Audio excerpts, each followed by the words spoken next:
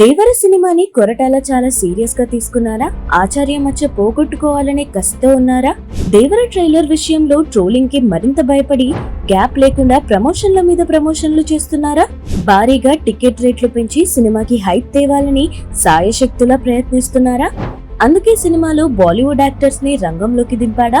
దేవర మీద ఇంత ఫోకస్ పెట్టిన కొరటాల మెగాస్టార్ ఆచార్యను కావాలనే చిన్న చూపు చూసారా?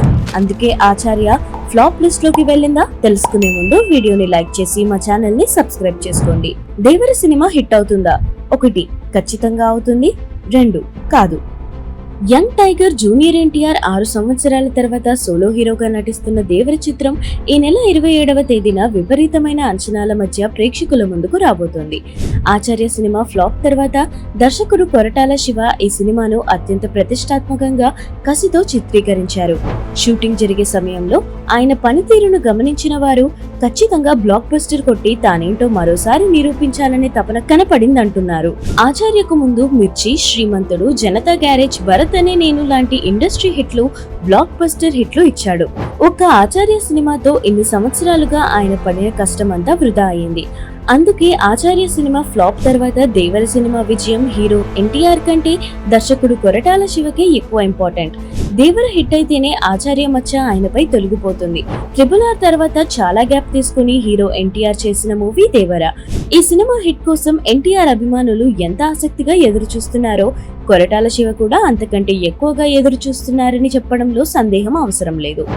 ఎందుకంటే ఆచార్య రిజల్ట్ విషయంలో కొరటాల శివ చాలా విమర్శలు ఎదుర్కొన్నారు. చిరంజీవి కూడా ఓ టైంలో ఆచార్య పూర్తిగా డైరెక్టర్ చాయిస్ అన్నారు. ఇప్పుడు దేవర ప్రమోషన్స్ లో ఎన్టీఆర్ మాత్రం కొరటాలను ఓ రేంజ్ లో పొగిడేస్తున్నారు. సరైన ఆర్టిస్టులు ఆయన చేతిలో పడితే అద్భుతాలు తీస్తారంటున్నారు.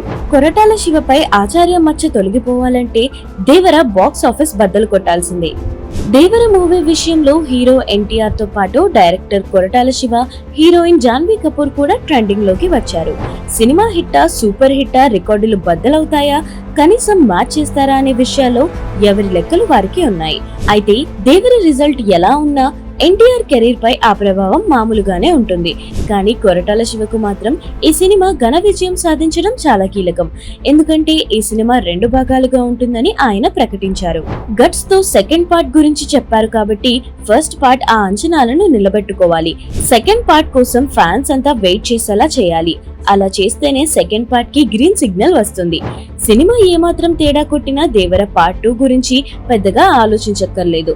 సాధారణంగా కొరటాల శివపై ఎలాంటి కంప్లైంట్లు ఉండవు. ఆయన సినిమాలు దాదాపు అన్ని హిట్లే. ఒకవేళ ఫ్లాప్ వచ్చిందనుకున్న కొరటాల మేకింగ్ పై అందరికీ నమ్మకం ఉంటుంది.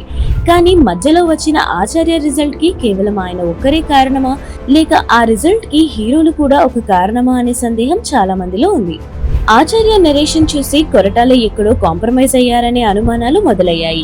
అయితే మెగాస్టార్ మాత్రం ఆచార్య రిజల్ట్ వ్యవహారాన్ని పూర్తిగా కొరటాలకే పరిమితం చేశారు.